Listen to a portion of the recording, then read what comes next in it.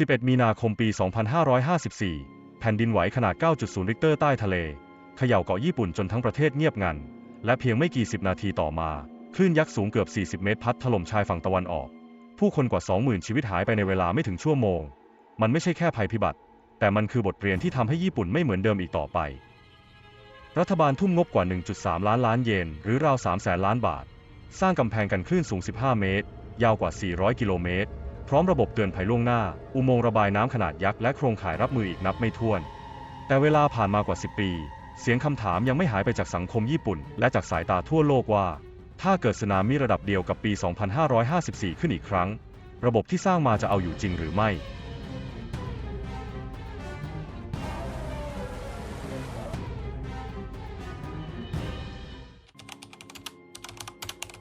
ในเช้าวันนั้นศูนย์กลางแผ่นดินไหวอยู่ใต้มหาสมุทรแปซิฟิกแรงสั่นสะเทือนระดับ 9.0 ริกเตอร์ไม่ได้แค่ทำให้พื้นดินแตกระแหงแต่มันยังดันมวลน้ำมหาศาลให้ลุกขึ้นเป็นคลื่นยักษ์ที่เคลื่อนที่ด้วยความเร็วกว่า 700 กิโลเมตรต่อชั่วโมง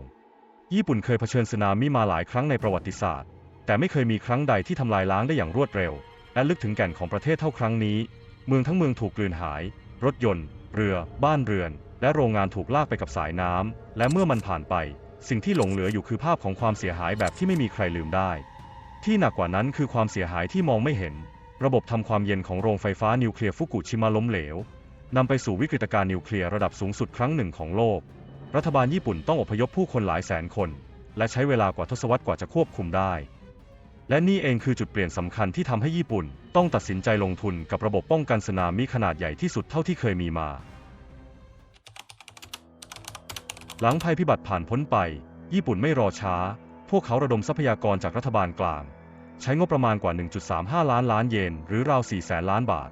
เพื่อสร้างกำแพงกันคลื่นขนาดมหึมาตลอดแนวชายฝั่งตะวันออกเฉียงเหนือของประเทศกำแพงเหล่านี้มีความสูงเฉลี่ย 12-15 เมตรและบางจุดสูงเทียบเท่าตึก 5 ชั้นและใช้คอนกรีตเสริมเหล็กที่หนาหลายเมตร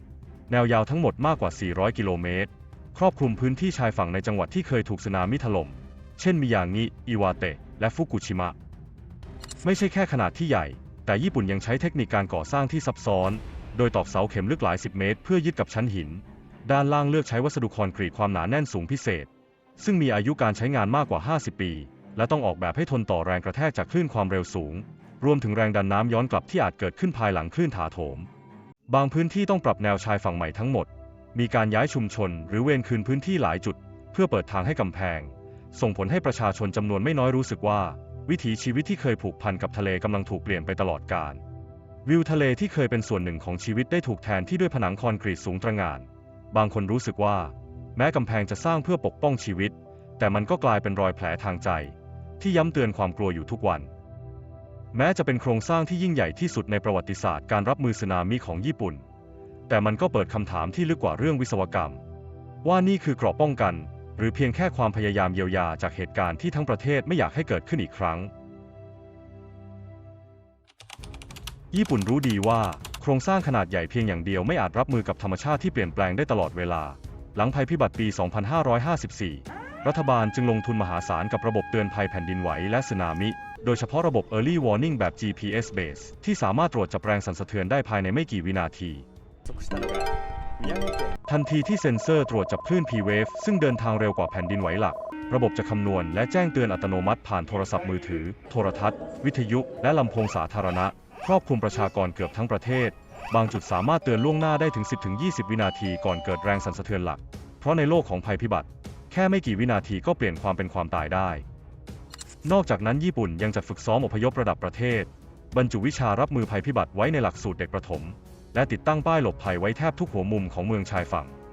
ถึงแม้ระบบเตือนภัยของญี่ปุ่นจะได้รับการยกย่องว่าแม่นยำที่สุดในโลกครอบคลุมทั้งประเทศและเชื่อมต่อทุกช่องทางสื่อสารในระดับวินาทีแต่นักวิชาการบางกลุ่มก็เตือนว่าภายในอนาคตอาจมาเร็วขึ้นหรือซับซ้อนกว่าที่ระบบปัจจุบันเคยรับมือและนั่นคือเหตุผลว่าทำไมญี่ปุ่นจึงยังไม่หยุดพัฒนา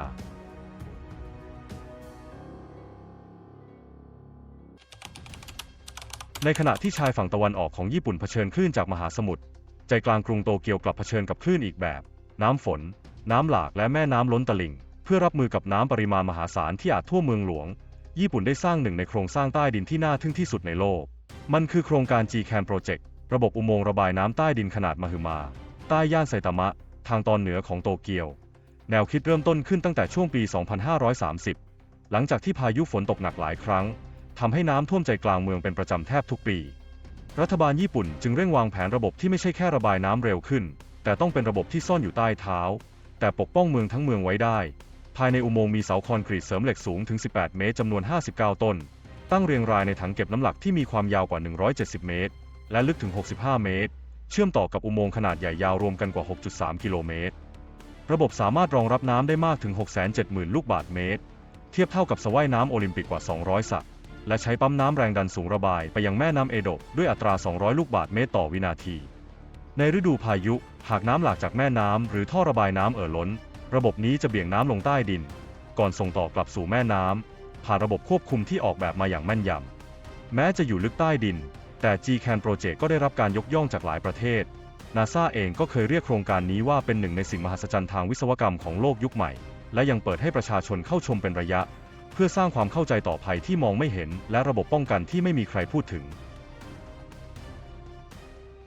ญี่ปุ่นถือเป็นหนึ่งในไม่กี่ประเทศในโลกที่สามารถเปลี่ยนความกลัวให้กลายเป็นโครงสร้างเปลี่ยนภัยพิบัติให้กลายเป็นแรงผลักดันในการพัฒนาเทคโนโลยีและวินัยของสังคมพวกเขาไม่ได้แค่สร้างกำแพงยักษ์ริมทะเลแต่ยังสร้างระบบเตือนภัยล่วงหน้าอุโมงค์ใต้ดินระบบอพยพทั้งในเมืองและหมู่บ้านและฝังวัฒนธรรมการรับมือภัยพิบัติไว้ในชีวิตประจำวันของผู้คนทุกวัย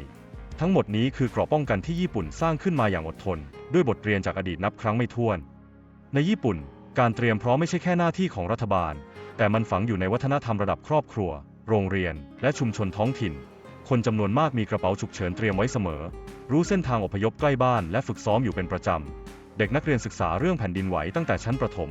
ผู้สูงอายุรู้ดีว่าต้องวิ่งไปที่ไหนหากเสียงสัญญาณดังขึ้นแม้จะผ่านมาหลายปีจากเหตุการณ์สึนามิปี 2554 แต่ความรู้สึกระแวดระวังยังคงเป็นส่วนหนึ่งของชีวิตประจำวันสื่อญี่ปุ่นมักใช้คำว่าเคนเคียวซึ่งแปลว่าความถ่อมตนเพื่ออธิบายว่าแม้ญี่ปุ่นจะมีระบบป้องกันภัยล้ำหน้ากว่าใครในโลกแต่ไม่มีใครกล้าพูดว่าเราพร้อมแล้วเพราะสิ่งที่ต้องเผชิญคือธรรมชาติที่ไม่มีใครควบคุมได้และเมื่อโลกร้อนขึ้นทุกปีพายุฝนที่เคยเกิดทุก10 ปีก็เริ่มเกิดทุก2 ปีคลื่นความร้อนกลายเป็นเรื่องปกติระดับน้ำทะเลค่อยๆสูงขึ้นและแผ่นดินไหวครั้งใหญ่ก็ยังอาจเกิดขึ้นได้อีกเสมอนักธรณีวิทยาหลายสำนักยังเตือนว่าแผ่นดินไหวครั้งใหญ่ระดับ 8-9 ริกเตอร์อาจเกิดขึ้นอีกในแถบนันไคโทรฟ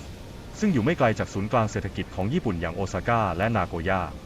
ญี่ปุ่นรู้ดีว่าวิศวกรรมจะเดินหน้าไปได้ไกลแค่ไหนแต่ก็ยังต้องเผชิญหน้ากับความไม่แน่นอนของธรรมชาติและนั่นเองคือเหตุผลที่พวกเขาไม่มีวันหยุดพัฒนาเมื่อมองจากภายนอกญี่ปุ่นอาจเป็นประเทศที่รับมือกับภัยพิบัติได้ดีกว่าใครในโลกทั้งกำแพงกันคลื่นอุโมงค์ใต้ดินระบบเตือนภัยทันสมัยและการฝึกซ้อมที่กลายเป็นวินัยของชาติแต่เมื่อมองลึกเข้าไปสิ่งที่พวกเขาต่อสู้อยู่อาจไม่ใช่แค่คลื่นหรือแรงสั่นสะเทือนแต่คือความไม่แน่นอนของโลกที่ไม่มีแบบจำลองทางวิศวกรรมใดจะคาดการได้แม่นยำ 100% ในอีกแง่หนึ่งโครงการเหล่านี้คือหลักฐานว่ามนุษย์ไม่เคยยอมแพ้ต่อธรรมชาติ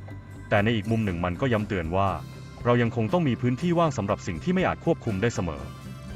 ญี่ปุ่นไม่เคยประกาศว่าระบบของตนเอาอยู่แน่นอนพวกเขาเพียงแต่ลงมือสร้างทุกอย่างให้ดีที่สุดด้วยความรู้ประสบการณ์และบทเรียนจากการสูญเสียเพราะในประเทศที่ธรรมชาติไม่เคยปราณีการเตรียมพร้อมอาจเป็นคำตอบเดียวที่เหลืออยู่และนั่นคือบทเรียนที่ไม่มีวันเสร็จสมบูรณ์เพราะตราบใดที่ธรรมชาติยังเปลี่ยนแปลงมนุษย์ก็ไม่มีวันพร้อมอย่างแท้จริงสิ่งที่ญี่ปุ่นกำลังทำอยู่อาจไม่ใช่การท้าทายธรรมชาติแต่คือการเรียนรู้ที่จะอยู่กับมันด้วยสติความถ่อมตนและความเข้าใจว่าเราไม่อาจควบคุมทุกอย่างได้ตลอดไปญี่ปุ่นอาจเป็นหนึ่งในประเทศที่พร้อมรับมือกับภัยพิบัติมากที่สุดในโลกแต่ทั้งหมดที่พวกเขาทำไม่ได้เกิดขึ้นในวันเดียวมันมาจากประวัติศาสตร์ของการสูญเสียการเรียนรู้และการไม่ประมาทแล้วในไทยบ้านเราที่อยู่บนแนวรอยเลื่อนแผ่นดินไหวและเผชิญน้ำหลากทุกปีมีอะไรที่พร้อมรับมือในระดับโครงสร้างแบบที่ญี่ปุ่นสร้างไว้หรือยัง